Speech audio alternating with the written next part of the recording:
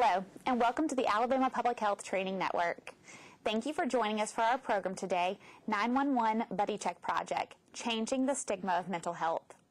If you have a question about anything being discussed today, please call or email during our broadcast.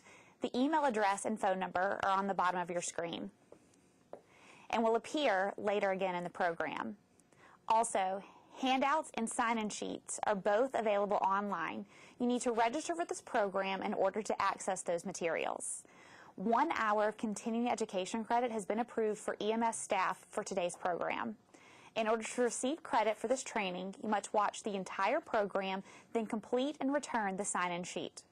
While content may continue to be relevant, continuing education credit will only be awarded for 2 years for EMS, expiring on October 31st, 2020. And now, let's meet our presenter, Daniel Mills. Daniel is a flight medic, a firefighter, a paramedic, an educator, a veteran, and a former substance abuser. Thanks for presenting, Daniel. Let's go ahead and begin. Hey, good morning. I'm Daniel Mills, founder of the 911 Buddy Check Project. So we'll go ahead and get started.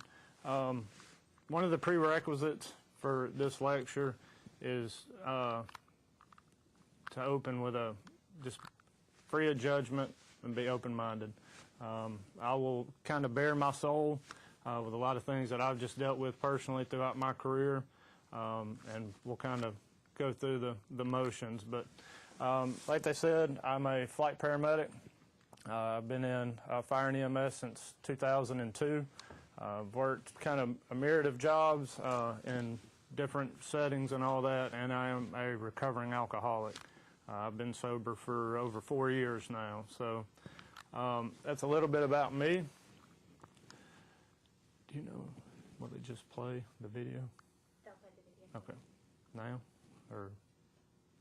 They'll go ahead and play it. What? We do. It's not normal. Somebody mangled up in a car. It's not normal to see that. It's not, it's... I can close my eyes and see that kid laying on the stretcher, just reaching and pawing just for somebody to help him. It's 2 o'clock in the morning, and you look down and saw somebody. I saw someone I went to school with, that I grew up with, and it punches you in the face. That kind of a trigger is something you never forget.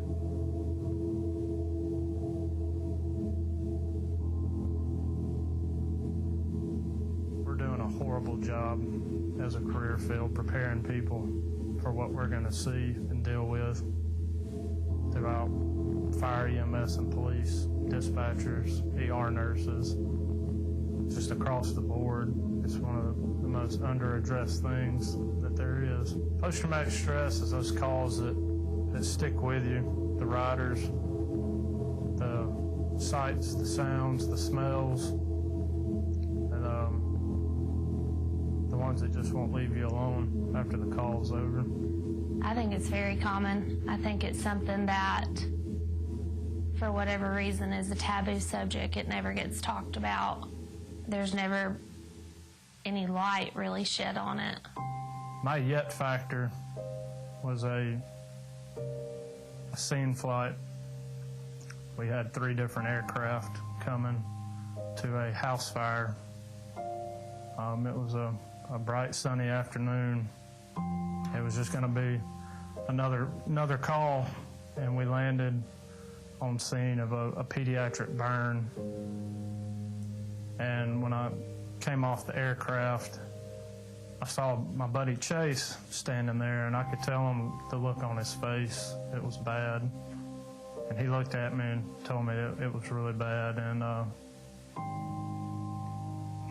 climbed in the ambulance and saw this semblance of what used to be a human being laying there screaming. It was a little baby, and he was burned beyond recognition.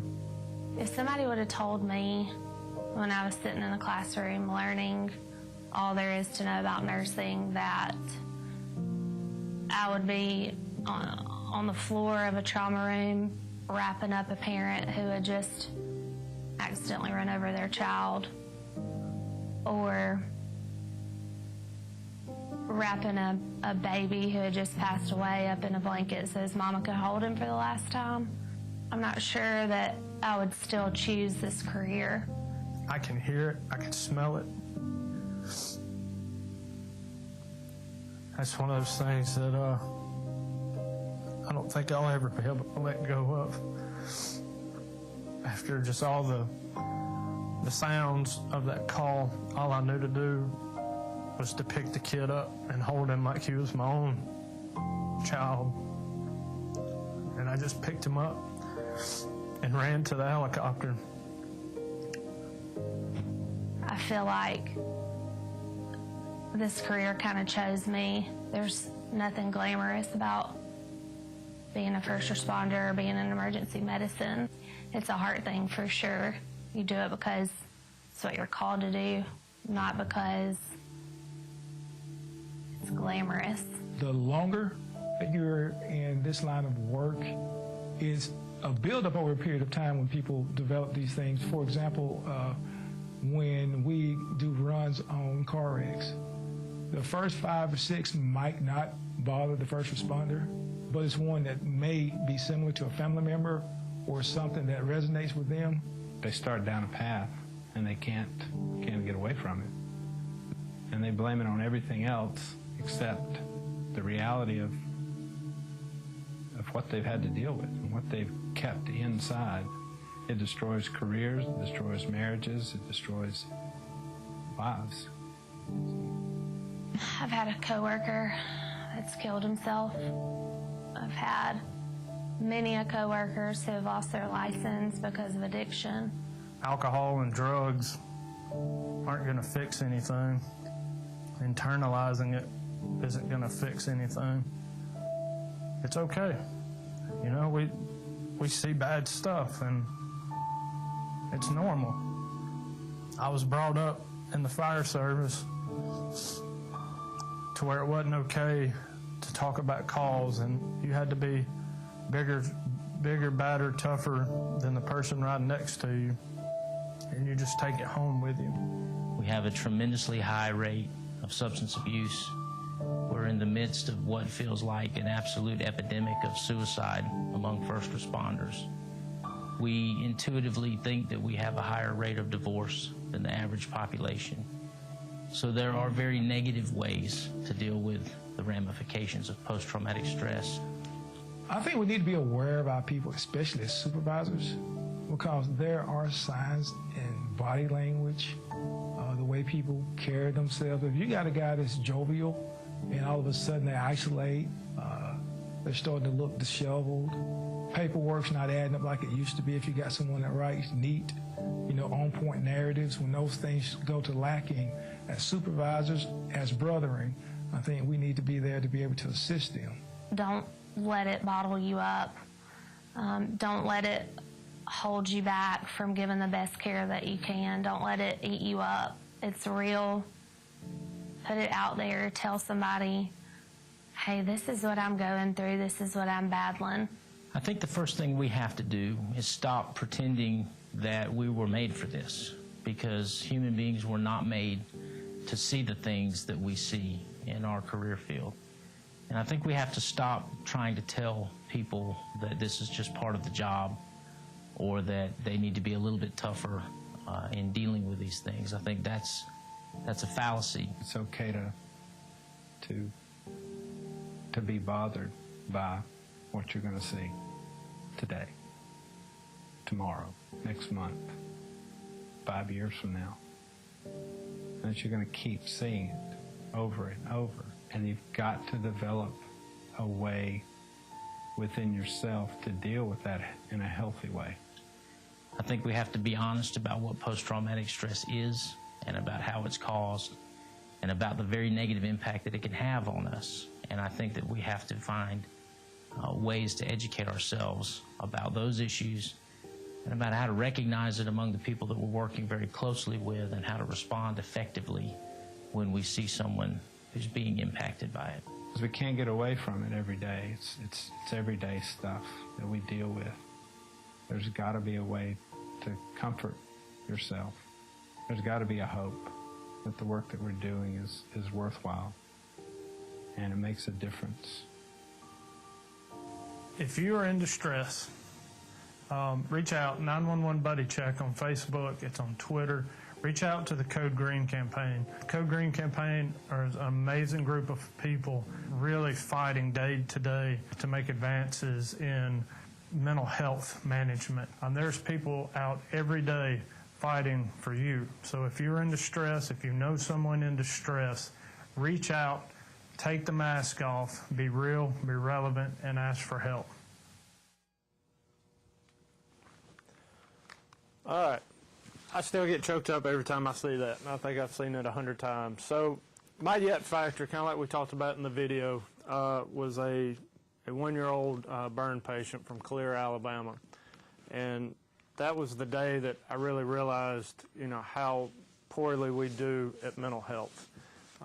It's okay not to be okay, kind of like we talked about in the video. The things that we do and see and experience on a daily basis, it's not normal, but we're taking off the mask and we're talking about it. And I think that that's one of the most important things that we can do to build community is to take off the mask and talk about the stuff that we deal with.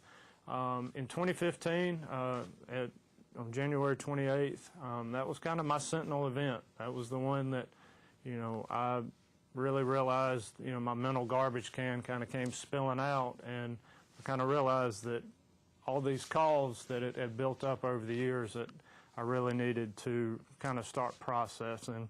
And that's kind of what gave way to the 911 Buddy Check project. So, suicides, we talk a lot about veteran suicide, and we know the 22 a day, that we lose 22 veterans a day to suicide.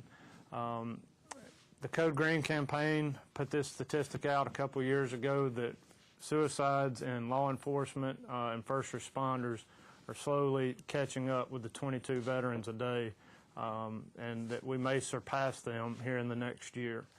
I know that as of today, we've lost over 150 law enforcement personnel to suicide just in 2018.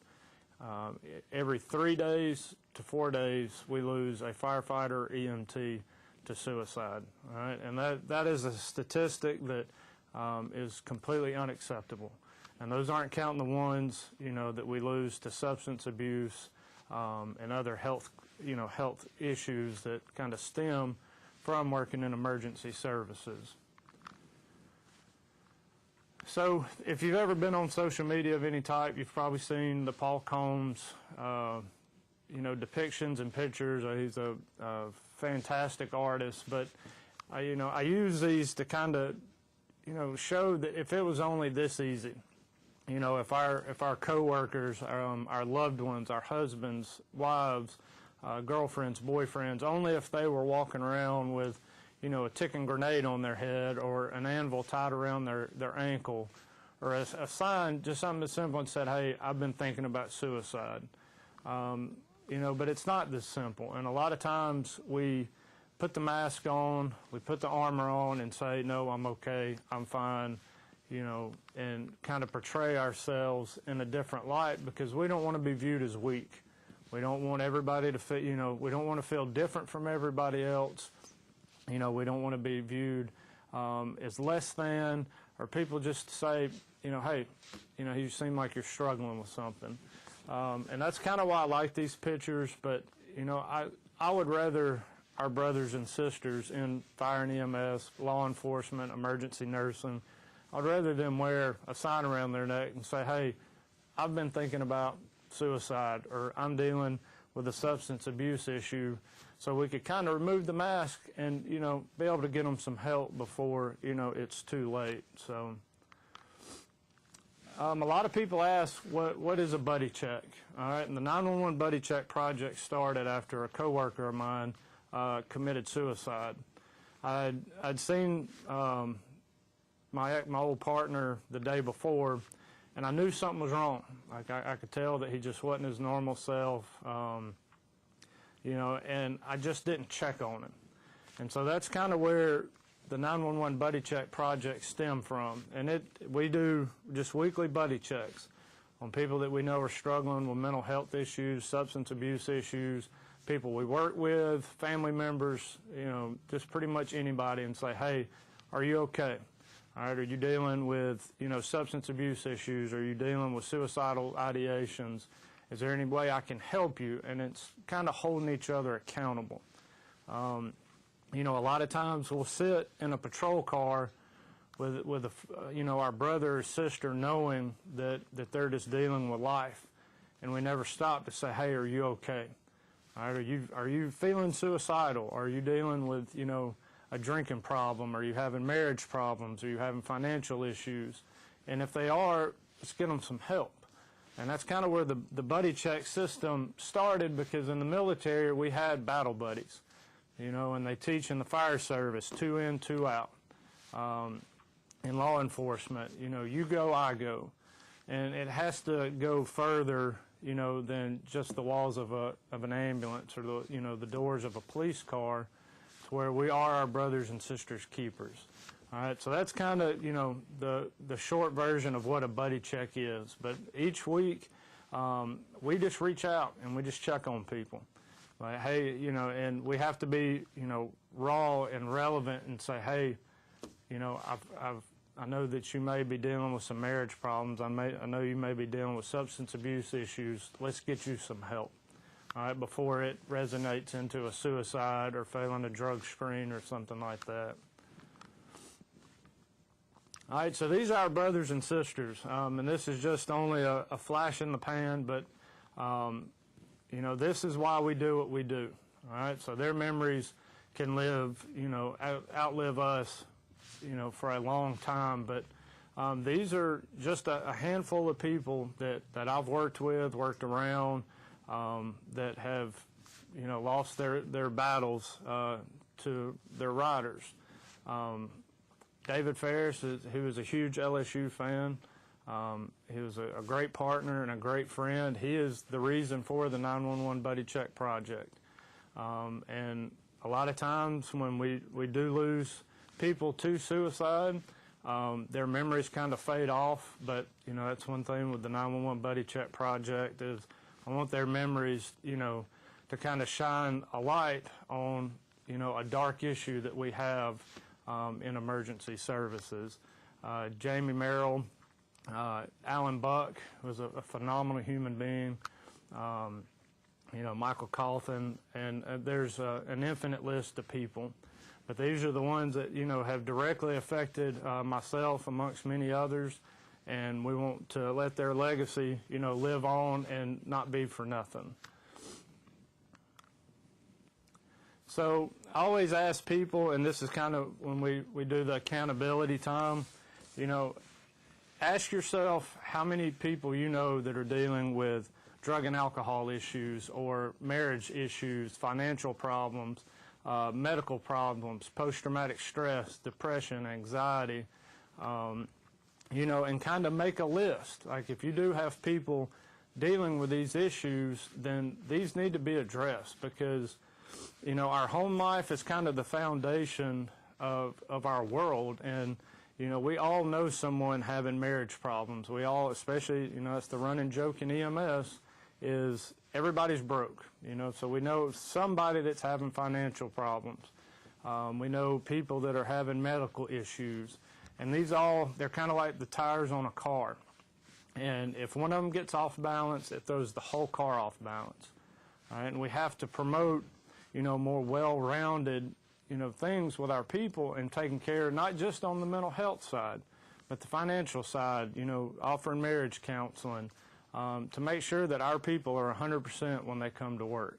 All right, so I always tell people that just take kind of a deep inflection within yourself and say, how many of my people are dealing with this right now?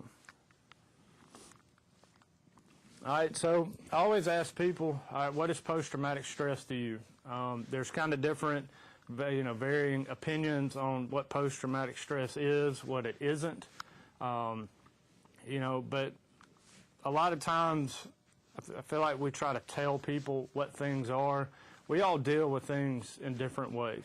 We all process life trauma, work trauma, different experiences in different ways. So, you know, ask yourself what post-traumatic stress is to you.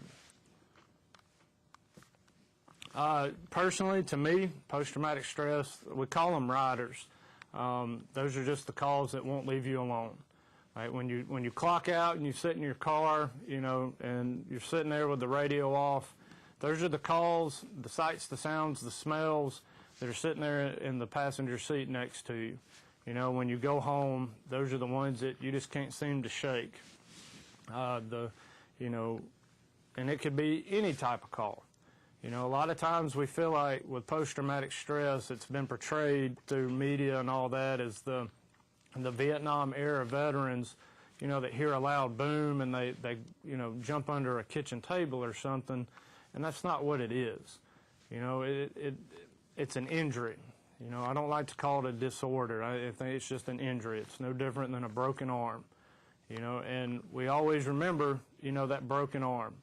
You know, and when we see something, smell something, it can be something as simple as you hesitating to go through a green light because you want to make sure that traffic's cleared, you know, coming from left to right because you ran a traumatic car wreck 10 years ago, you know, that injured a family, or, you know, it could be something as simple as smelling burnt food, and it takes you back to that call, and that's post-traumatic stress, all right? And it's very fixable, and it's nothing at all to be ashamed of. I think a lot of times, you know, we keep all this stuff in the dark, and darkness can't survive the light. So we're failing with the preparation. You know, we're failing because we put this stigma on mental health, you know, that it's something not to be talked about, and we need to just box it up and put it up in the attic, and we'll just deal with it later on down the road. But we're failing in the preparation, and as John Wooden always says, failing to prepare is preparing to fail. In fire, EMS, in nursing, the police, even in the dispatch community, you know, pretty much emergency services across the board, we have zero focus on mental health and wellness. We'll teach you how to put on a tourniquet. We'll teach you how to arrest a suspect. We teach you how to, you know, check a blood pressure, but we don't teach you how to process, you know, everything that you're going to see in this career field.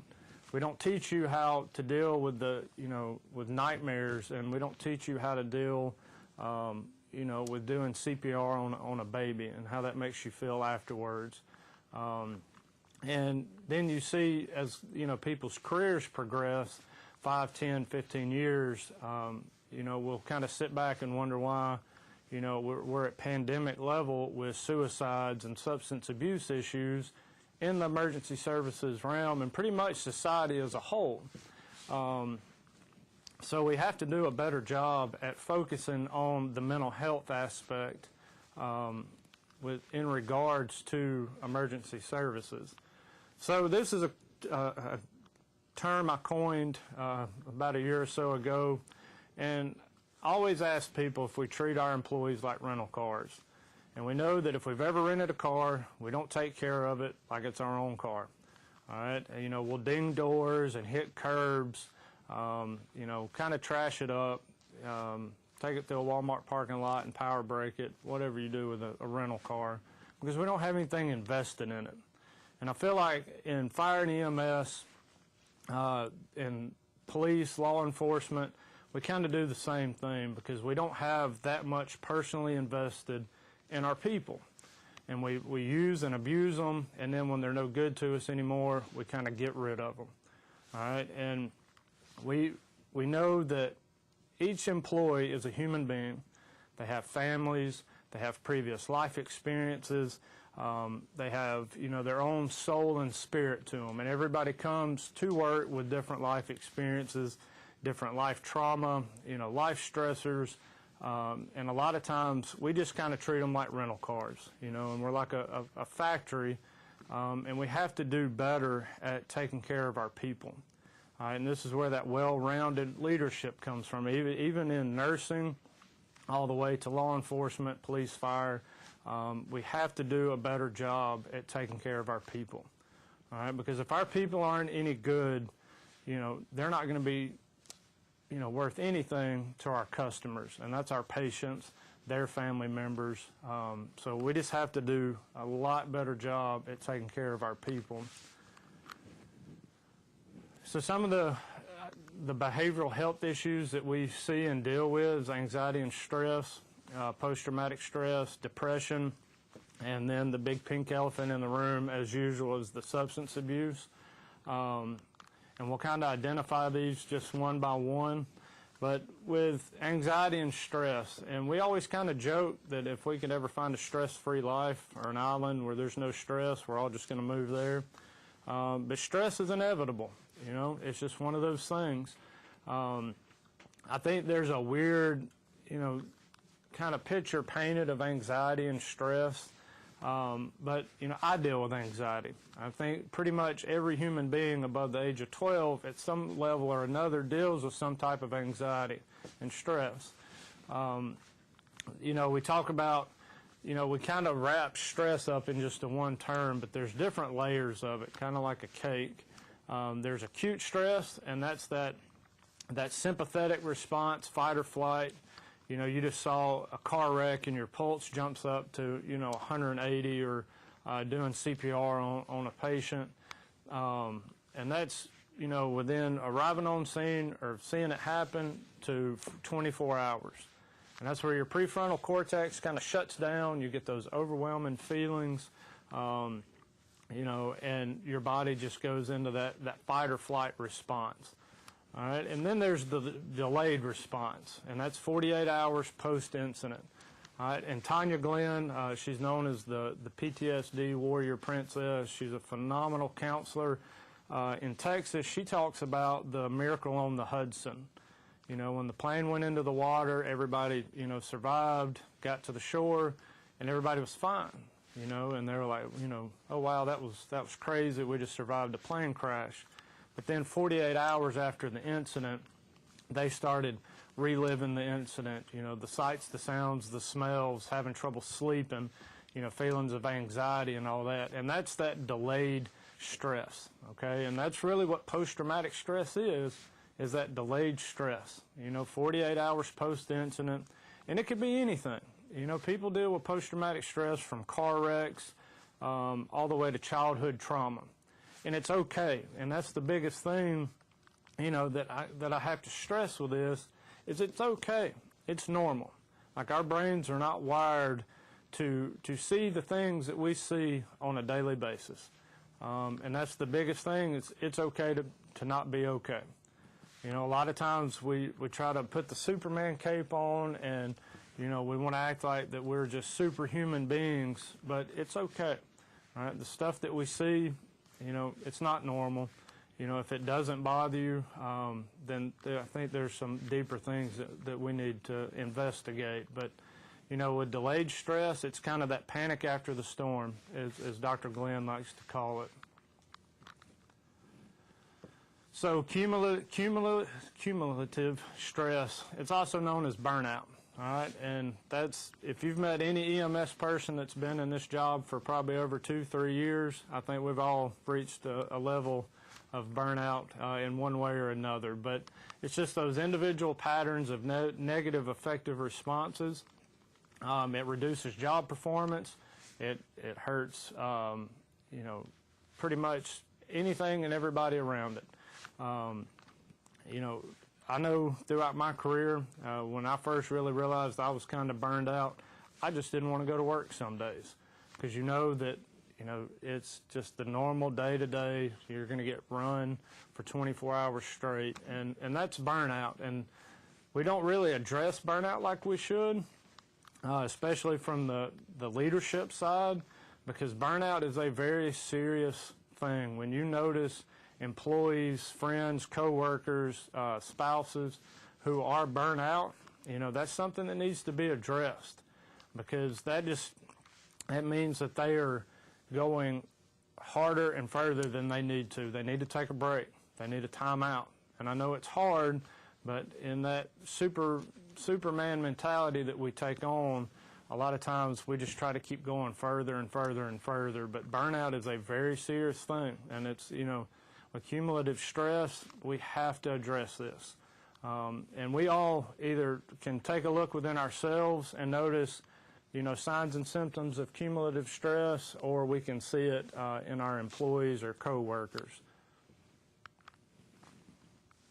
So the presence of negative attitudes, you know, and this one, you know, we've talked about before. You know, negative attitudes are kind of like a cancer, but, you know, I look at them as a very serious, you know, cry for help. You know, that's a sign or a symptom that these people are really dealing with the effects of the job and the effects of stress at home, stress at work, and, you know, it can be, you know, really detrimental, not only to the provider, to their families, to their marriage, but, you know, just to the group as a whole. So they'll go through the 3 phases of the cumulative stress, or also known as burnout. But like I said, you know, previously, we have to address this like head on. Like this, you know, whether it be, you know, time off from work, changing positions at work, whatever it is, we have to take care of this provider before it progresses into, you know, something more serious. So if you see people that are, you know, just emotionally exhausted, offer them some help, talk to them, you know, figure out a way to kind of relieve some of this stress or take some of the stress off of them to try to get them some help. So burnout, and if, you know, for my EMS, police, fire guys, we know about the abuse of the 911 system. Throughout my career, I've been called at 2 a.m. to turn down someone's thermostat, you know, help cook them breakfast, you know, all the way to the, you know, the day-to-day people that we see 10, 15 times a day. Extensive time shift lengths, you know, 24-hour shifts are very detrimental to a provider's health. I think that's probably one of the most unhealthy things that we have in emergency services are 24-hour shifts. You know, extended lengths of services. You know, we have people going on 25, 30 plus years of working in fire, EMS, and law enforcement, nursing, you know, and over the years, it takes a toll on you. You know, it affects the providers. That mental garbage can we kind of talk about, you know, it really gets full, and sometimes it'll spill over, sometimes it catches on fire, sometimes, you know, and we all know with a trash can, we'll try to pack more stuff in there just because we don't want to have to take out the trash. And we'll keep just stuffing and stuffing and stuffing until the trash can can't, you know, hold anymore. High call volume systems, you know, the systems that run, you know, 300, 400, 500 calls a day, that is just physically and emotionally taxing on the providers. And it goes back to that burnout or cumulative stress. A lot of times these providers don't have time to process one traumatic call till they're headed to the next traumatic call. And then they'll go from call to call to call without really having any downtime to really process and kind of negate some of these things that they're dealing with. Sleep deprivation, that's probably the most lethal thing that we have. We're one of the few services that doesn't address sleep deprivation really on any level. We kind of wear it like some twisted badge of honor. You know, I've seen people, you know, go 3-4 days without sleep.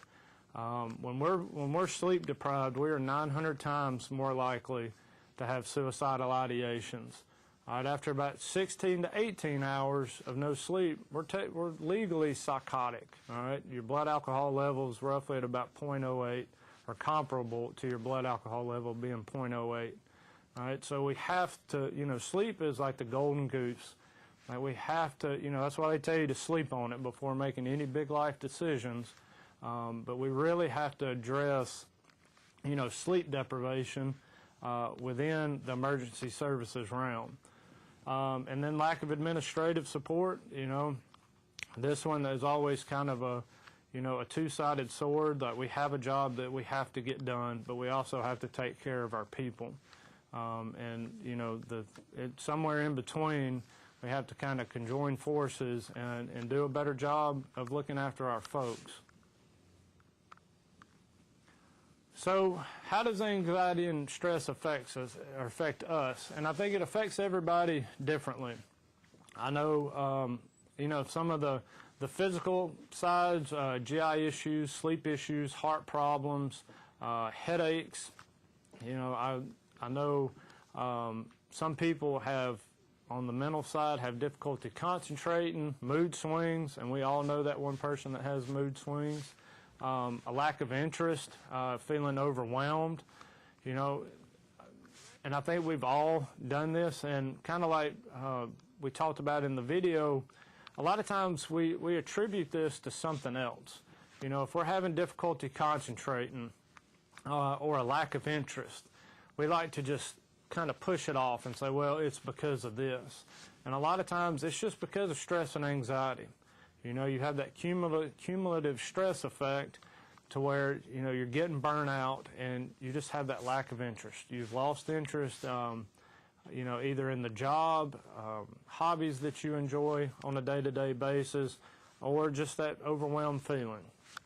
And these are all signs, that this is a serious issue that we need to get addressed. So spiritually, I know that I've personally dealt with this. You question your beliefs. A lot of people even question the very existence of God. And no matter what your religious background or belief systems, people withdrawing from church, just questioning everything that you know. I've done this. I did it after the flight we talked about. And it's okay, we have to kind of address this head on. It's not, especially on the spirituality side, that's not something that we just need to pack away and put in the attic to deal with it another time. Emotionally, getting sad, feelings of doom, emotional outburst, these are just a few of many signs and symptoms that we see either within ourselves or providers that's, saying, hey, stress and anxiety may be, kind of getting to me. I need to get some help. I need to talk to somebody and kind of start working this out. So we're all at risk. Anybody, above the age of probably 11 is at risk, to deal with stress, anxiety, on any level, especially in the emergency services realm. You're going to be exposed to traumatic events. All right, and these are just the things that, it's just part of the job, but we have to do a better job of processing it, dealing with it, and talking about it so it don't get to the level of to where it's, like drastically affecting, our lives. So any persons who's experienced, witnessed, or been confronted with an event, where death, serious injury. So anybody that's been experienced just to a traumatic event, and that could be from an active shooter event all the way from a car crash to performing CPR. These are all traumatic events. And a lot of times we chalk it up to just being a part of the job, but these are a traumatic event. Like, it is not a normal thing to see someone, to pass away. It's not normal. We kind of chalk it up as being normal. We chalk it up as just part of the job. But, it affects us on varying levels. Each person's different, but we have to talk about it. We have to process it. And if it's bothering you, it's okay. It just makes you human. So if you've had, intense fear, the helplessness, or even, the horrific feelings, so that leaves us all at risk for post-traumatic stress, anxiety, depression, and kind of all the, the things that we've talked about so far. So post-traumatic stress, we're kind of take a different viewpoint on it. We try to remove the disorder from it, but Wikipedia just says it's a disorder that develops after a person's been exposed to a traumatic event. All right, and if you think back through your career or even life, we've all been exposed to traumatic events. I like to call it a post-traumatic stress injury because I feel like, when we talk about it, we address it, we can heal from it and turn it into post-traumatic growth.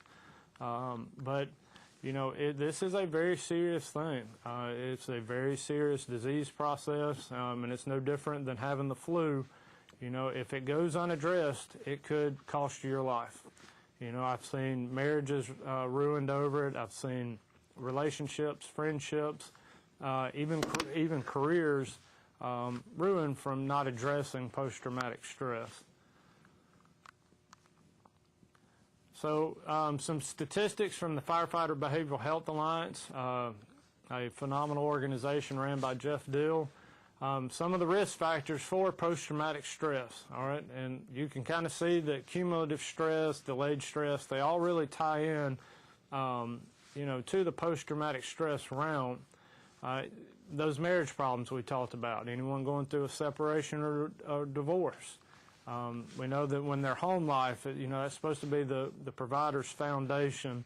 When their home lives are at dis-ease, that leads them at a risk for post-traumatic stress or that cumulative stress. Graduations from a rural high school, they grow up a lot differently than kids do in the inner city. So when they are exposed to, inner city type environments, it's kind of a shell shock for them. Any veterans, war experiences. Some people are just predisposed to mental illness. And then, of course, the sleep deprivation. Sleep is one of the most, I can't stress enough how important sleep is for the providers. Like I said, when we're sleep deprived, we are 900 times more likely to have suicidal thoughts and ideations. But these are all just some of, the risk factors that can lead our employees or ourselves, into the post-traumatic stress area. So signs and symptoms, reliving the event, flashbacks, any upsetting memories, nightmares, uncomfortable reactions to similar situations, like that intersection that I was talking about. I noticed a few weeks ago that I actually do that. I will pause, 3 or 4 seconds before I proceed through the intersection, and I look both ways, and it kind of hit me that is a sign and symptom of post-traumatic stress. If you remember key aspects of the event, if we avoid the event or you use alcohol or some type of substance to try to kind of disassociate from said event, these are all signs and symptoms, and this is something that needs to be addressed. This is the check engine light on your car telling you, hey, we need to pull over and get our car serviced, that something's wrong. Emotional numbing, detached feelings, loss of interest, hopelessness, irritability. The signs and symptoms are kind of endless. I mean, there's tons of them, and like I said, everybody deals with things differently. We all process traumas and life experiences different, but these are all things that we need to look for, and if we notice them even within ourselves, we have to address them immediately. This is a life-threatening injury, in regards to mental health. So depression, this is another one of those things that we've kind of mischaracterized depression. We think of Eeyore from Winnie the Pooh and walking around and, the sun's out and, silly grass and all this. But, depression is a very serious disease. It's fixable. A lot of times we don't like to talk about it. We don't want to be judged, be called crazy, be labeled as something that we're not. And I feel like that at every point in someone's life, they will go through some type of, depression. And it's okay. I think one of the biggest things is talking about it, acknowledging it with ourselves, and seeking help, whether it be, spiritual counseling, professional counseling, life coaches, what have you. But we just have to talk about it, right? And that's the biggest thing, is just talking about all this stuff that we deal with. So if you get those thoughts, feelings, just low mood, we talk about depressions kind of like in the meteorological realm. Depression is just a system of low pressure and high pressure, and it could be either or. You could be overwhelmed at work, overwhelmed with family, or the low pressure side. And the biggest thing is just talking about it. It makes us human. It gives you community and connection with each other. And you'd be surprised that a lot more people deal with a lot of the same things that we do. It's just when we take the mask off and kind of talk about it is where a lot of this stuff gets addressed. So people with depression, they have the profound sadness, guilt, loss of interest in activities. I tell people, if you have an employee that's always, shows up to work on time, they're always engaged, everything is, their boots are always shined, and they start showing up late to work. Their uniforms are, disorganized. If they just quit showing up to work, all right? We can't treat them like a rental car. We have to take care of them. We have to figure out what they need, try to, give them some help. And also on the provider side, we have to ask for help. Like if you're feeling sad and feeling, just down, we have to ask for help. That's the single biggest thing, throughout this entire presentation is we have to take the mask off and ask for help. So hormones, they play a huge role in depression. And this really ties a lot into the sleep deprivation. Our hormones get off balance when we're sleep deprived. But our adrenal glands, they get taxed. We wear them out through poor diet, through, being sleep deprived. You have the influxes in blood sugar and insulin levels, and it really plays a huge part in the mental health realm. High cortisol levels, also known as the stress hormone, that's, what we excrete during the fight or flight response. They really play a big part in, the depression, stress, and anxiety arena with mental health.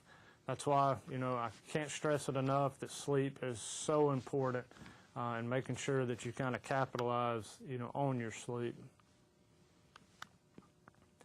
So one thing we talk about a lot is, whether or not we're in constant combat or close quarters combat, as we talked about, in the military. And one thing that I don't think we really do a good job at is talking about the prolonged battle. And like we talked about earlier, those extensive time in service, the people that, 20, 25 plus years, we all know someone who's worked 48s their entire career.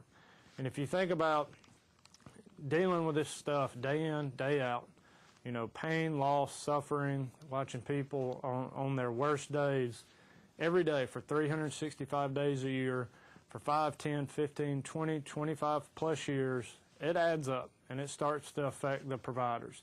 Whether mentally, physically, spiritually, or emotionally, it's going to affect them in one way or another. All right? So, I always ask people, when we look at the military, we would deploy for 9 months to a year and then come home. A lot of these police officers, firefighters, ER nurses, ICU nurses, EMS workers have been doing this 365 days a year for 5, 10, 15 plus years, okay? And we can't expect that we would not have some type of residual issues from being in, emergency services for that long. So we have to address the depression thing. All right, so substance abuse. I always joke about this being the big pink elephant in the room that nobody likes to talk about. I am a recovered alcoholic after, some deep introspective, insight within myself. I realized that because of the job, that I had started trying to disassociate with substances. And we can't reserve the terms, just for the junkies and the heroin addicts on the street. A lot of times when we talk about substance abuse, it could be alcohol, food, tobacco, caffeine, cocaine, pills, pretty much, any type of stimulant out there. And, if you're honest with yourself, we're all addicted to something. Like we all, you know, whether it be, you know, social media to McDonald's cheeseburgers. And we all know somebody who's dealt with a substance abuse issue. A lot of times, you know, we try to kind of ease the stress and anxiety from the job with substances. You know, there are people who are emotional eaters. There's people who drink, you know, to get off work just so they'll be able to drive home. You know, if you've ever not had caffeine for a day and you have a headache, that's your body going through, you know, withdrawals from caffeine. So it's not just for the quote-unquote junkies that we like to label people as. So with, you know, we can kind of always look at, you know, the root cause analysis. You know, we can go to the doctors, we can get prescribed uppers, downers, you know, red pills, green pills, blue pills. They've got, you know, antidepressants, they've got pain medicines, you know, anxiety pills, you name it, you can get it, you know, at the doctors.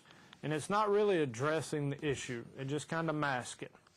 The same thing with alcohol. Like alcohol just disassociates us from whatever we're trying to forget. But, you know, I always kind of, you know, joke and kid around that, you know, during my issues with alcohol, the problems would always be standing there at the end of my bed when I woke up.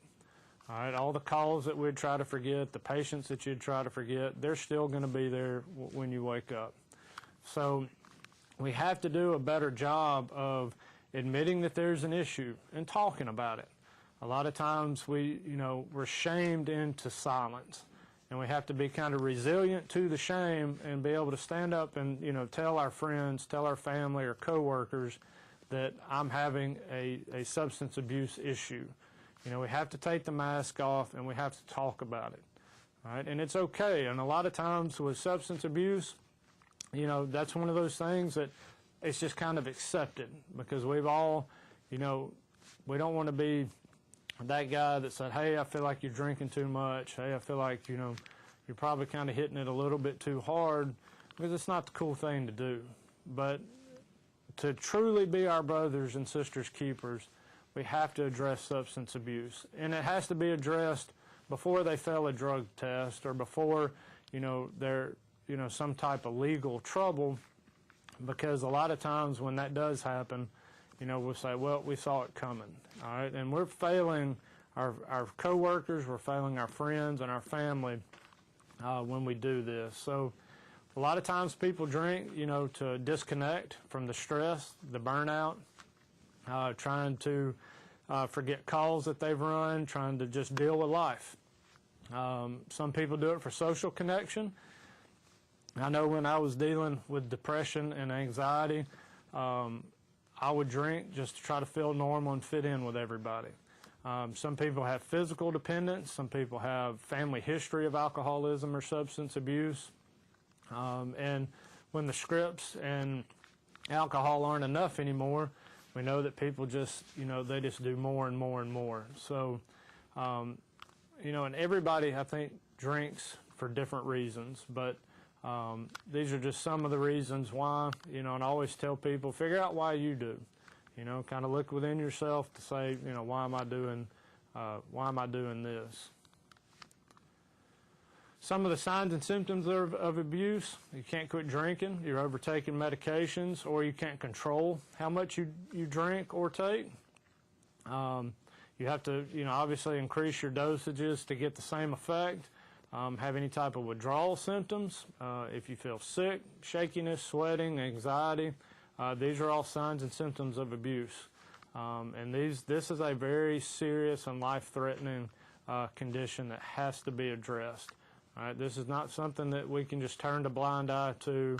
And, you know, if we know someone, we can't just say they'll figure it out. You know, they're just going through some stuff right now. Because this could lead to some very life-altering issues. So if you spend a lot of time drinking and then it takes even longer to recover, if you're missing work, family events, you know, if alcohol or substances are affecting your life in any negative way, you need to seek help, and it's okay. All right, you know, a lot of us have been there. It's okay.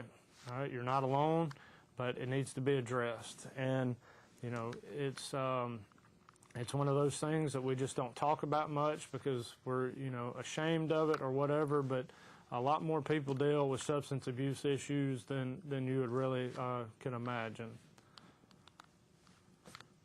So a lot of these are kind of along the same lines of the stress and cumulative stress and post-traumatic stress. Is if you see people who are normal, jovial, they come in kind of goofing around, they're always happy, they're always on time, or even if they're the Eeyores and they suddenly stop showing up for work, or you know, their uniforms get sloppy, calling off work, physical changes like massive weight gains or weight losses, you know, taking risk, sudden changes in behavior, mood swings, violent outbursts, or, you know, just quit talking.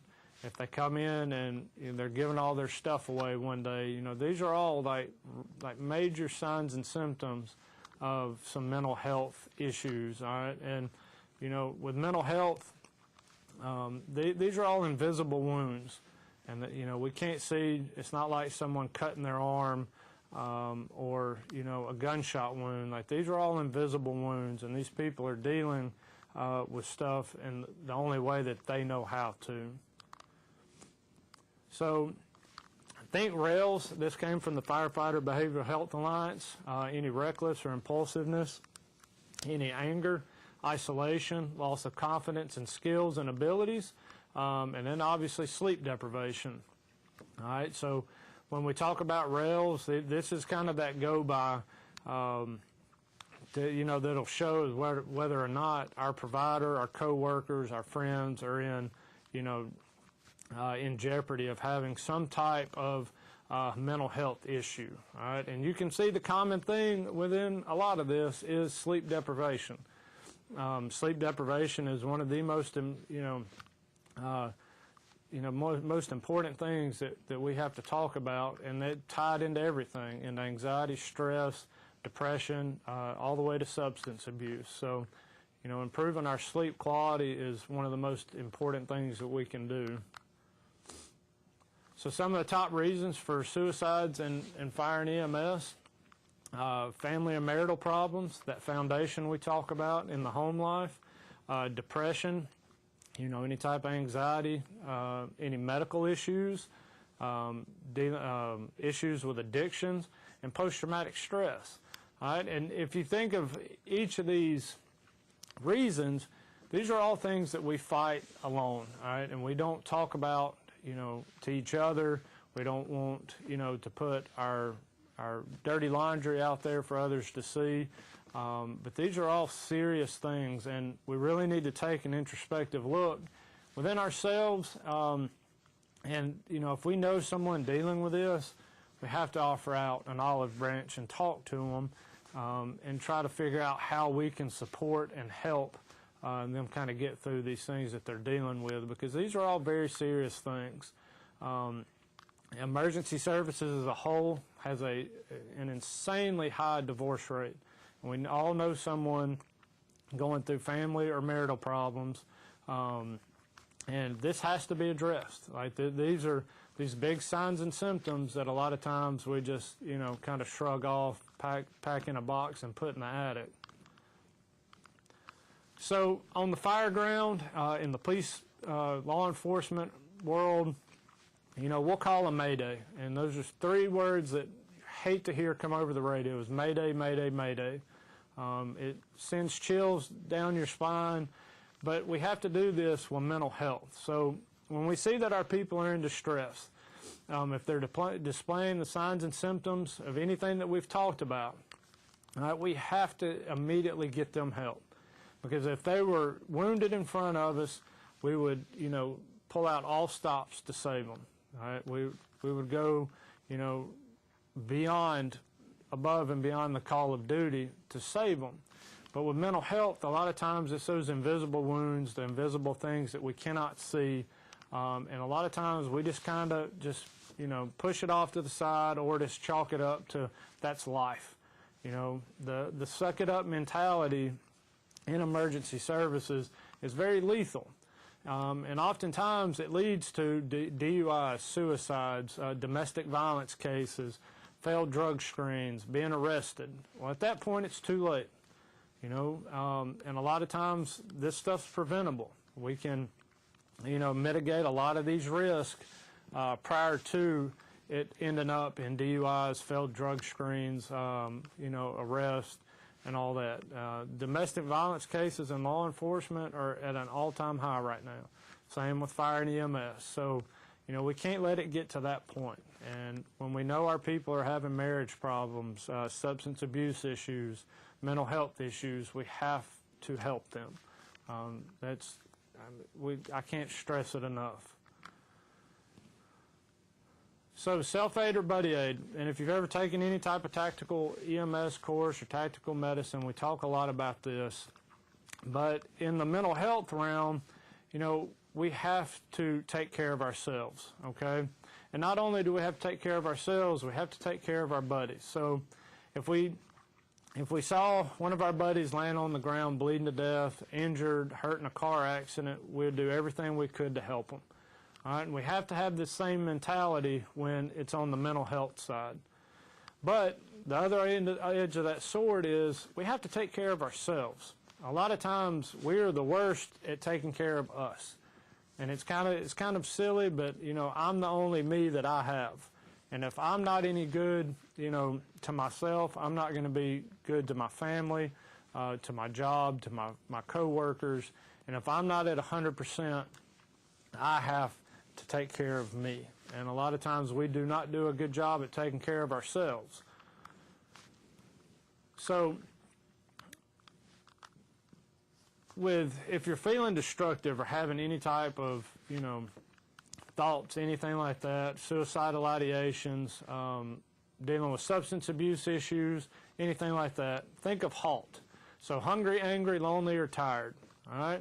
And I always tell people that reach out to us at the 911 Buddy Check Project, it's kind of like your grandmama always told you, eat a good meal. Before, making any crazy life-altering decisions, eat a good meal, get some sleep, talk to someone.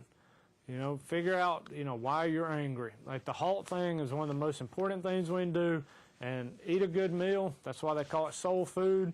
And take a nap. That's, my grandmother always told me, sleep on it before you make any life-altering decisions or, big decisions. If you're lonely, reach out and talk to somebody. Take the mask off. Have shame resilience. You're not going to be judged, and, don't fight your battle alone.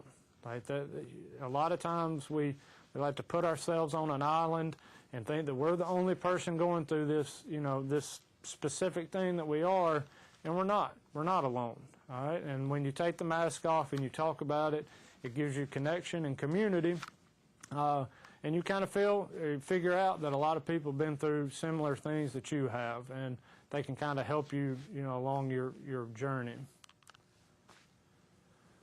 So what's the solution? Peer support, peer counseling are two of the most important things that we can do.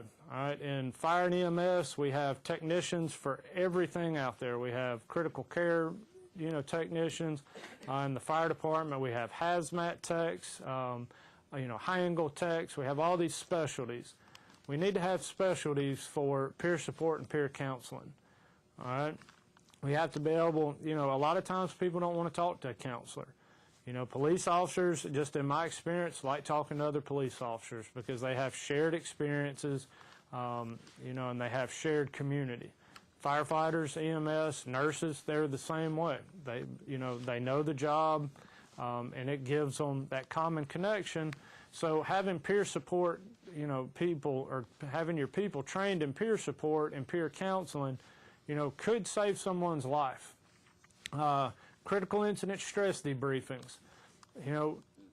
Sitting your people down after, a cardiac arrest, sitting your people down after a traumatic car accident or, some traumatic call, and just saying, hey, let's talk about it, let's kind of process this stuff. And if we identify that, one of our crew members is still dealing with some residual effects from that call, getting them into professional counseling or religious counseling, kind of sharing with them, healthy lifestyle habits. So we don't just address an issue and then not give them, anything on the backside. So have professional and religious counseling readily available, free of judgment, free of fear of reprisal or whatever for your people. All right, the professionals, that's what they do. Have pastors, rabbis, imams, all readily available. So no matter what religion, that your provider, employee, adheres to, we can have, a resource readily available for them to talk to. The physical activities and healthy habits, that's two of the most important things that we can do. Healthy lifestyle habits, physical, exercise is a huge thing for dealing with stress. A lot of times your body's just saying, hey, I want to do something, let's get up and go. Promoting healthy lifestyle habits at work, that's super important. So we got to drop the John Wayne attitude and, the suck it up, buttercup mentality that a lot of us have had. We have to be real, we have to be relevant, you have to have compassion and empathy for your people. Compassion and empathy is probably two of the most important things that we can do. We've all come from different walks and backgrounds in this life. We have to be open-minded and tell your story. Like I said, a lot of people have been through similar things that you have, and it's okay. If you're not okay, it's okay. It's just not okay to stay there. Be open-minded. Just talk to people. Take the mask off, take off the armor, show some vulnerability. I know a lot of times that we don't like to be vulnerable, but, that's really where connection and community comes together, is when you take your mask off and just say, hey, I've dealt with this, this is what I've been through, and here's what helped me, and this may help you. So peer support, it can be a lifeline. My good friend Kelly Grayson from EMS1, he talks about peer support being a lifeline when all other methods have failed. All right, peer support, without a doubt saved my career, but we need to implement healthy peer support systems within your departments. Get your members trained. Like I said, we have specialists in all aspects. We need to have them in mental health. All right, because these are those invisible wounds that nobody sees. Integrate critical incident stress debriefings. The emergencies don't always stop when we drop the patients off. Traumatic incidents, we have to mandate policies on critical incident stress, and just sitting around with peer support specialists and saying, hey, this is what I'm feeling, this is what I heard, what I saw, and a lot of times, CISD debriefings give you community, and it shows that it bothers other people too. All right, and a lot of times it can kind of tie the loose ends on, the event and kind of help the provider process a lot of the stuff that they're dealing with. All right, so mandate 24 to 48 hours post-incident. Have the professionals there, have professional and religious counseling readily available for your people. Like, I cannot stress this enough, how important that it is to take care of our people. So admit that there's an issue. Have counseling readily available, religious, professional, financial, medical counseling, personal trainers, health coaches, you name it, we need to have it available. Have an action plan for counseling. All right, so this is one of those things when we identify an issue, we have to have a plan of action to help this provider along, help them, heal and live, a well-rounded type life. And it's better to have proactive leadership than reactive. So when we have a suicide or we have any type of legal issues, DUIs, domestic violence issues, failed drug screens, all that, that's in that reactive mentality. All right, and we have to be more proactive and kind of cut it off before it gets to that point. So promote well-rounded health and wellness. All right, diet is a tremendous important part to the mental health realm. Eat clean, have dietary counseling, personal trainers, health coaches readily available, promote healthy lifestyle habits. You know, this falls into that risk management part. You know, recognize, educate, and mitigate poor health habits. You know, if you know your people are smoking, drinking, all that, that's not the popular thing, but we have to, you know, we have to address it. There's huge correlations with diet and exercise in improving depression, anxiety, post-traumatic stress.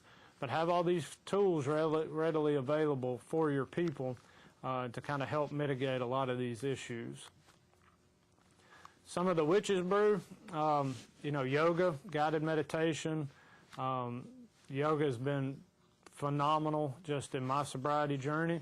You know, I know a lot of people have, you know, misconceived things with yoga, but, you know, it's a tremendous tool. Breath work, you know, the guided meditations.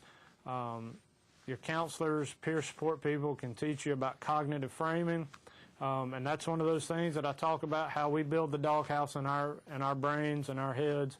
It's kind of how it's going to be. Positive affirmations, positive visualization stuff, those are all great tools for dealing with a lot of the stuff that we deal with on a day-to-day basis. So there's power in your pain, all right? And this young man, his name's Duke. He is the young boy that we flew from the house fire. I was able to meet him about a year ago. He is alive and well and very full of energy. And there's always, you know, there's always a positive side to everything that we deal with. You know, even the things that can affect us the most, you know, like young Duke, and you know, there's power within all this stuff. So I always tell people, figure out your why, okay? You know, with mental health, I know a lot of times things get, you know, they get scary, they get dark, but you have to figure out why you're going to keep pushing, why you're going to keep doing, you know, and why you're going to ask for help. And mine is my family. You know, that's why, you know, I do what we do at the 911 Buddy Check Project, and even in my own personal stuff. You know, I've dealt with depression and anxiety, and they're why I do what I do. And I know that every day that I have people that rely on me and that need me, so I have to be at 100% to be able to provide for them. So figure out your why and why you're going to do what you do. So some of the resources, and there's tons out there. There's the 911 Buddy Check Project, the Under the Shield Foundation, Code Green campaign, the Firefighter Behavioral Health Alliance, Behind the Badge New Mexico, I've Got Your Back 911.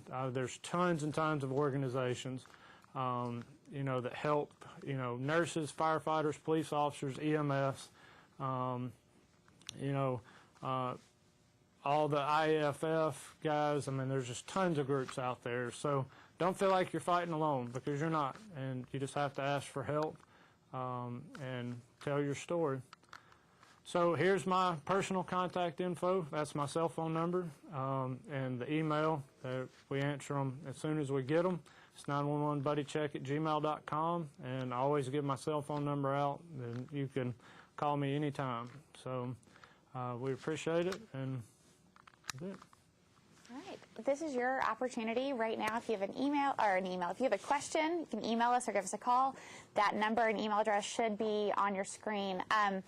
While we're waiting to see if there are any questions, could you just give us a few kind of closing thoughts about why this is so important to you? I know you talked about why you fight and also why you started the program, but what is it that just makes this so important for people to really know about this program? Just kind of wrap it up for us. It's okay not to be okay. It's just not okay to stay there. Like, we all deal with stuff. We all you know, deal with different life issues.